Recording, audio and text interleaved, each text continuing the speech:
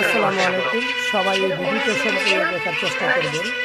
দেখুন, গরম কড়াইয়ের উপরে বাচ্চাদেরকে দাঁড় করাইয়া সত্য কথার স্বীকারোক্তি নেওয়া হচ্ছে।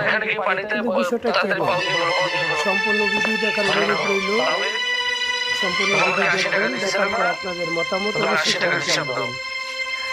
একটা বাচ্চাকে কত টাকা দিয়েছিল, বাচ্চাগুলো কি কি খেয়ে খরচ করেছে, গরম কড়াইয়ের উপরে পাও রেখে তাদেরকে বলতে হচ্ছে এটা আদেশ হুজুরের। ঠিক আছে, তো আপনারা এই ভিডিওটা দেখে কমেন্টে জানাবেন আপনার মতামত। আপনার কাছে কি মনে হয়েছে এই বিষয়টা? আসলে আমি কিছুটাই বুঝতে পারি কেন করা হচ্ছে। তোমাকে 60 টাকা দিয়েছিলাম না, 60 টাকার হিসাব দাও। সবাই কিন্তু ভয়ের উপরে যেতেছে।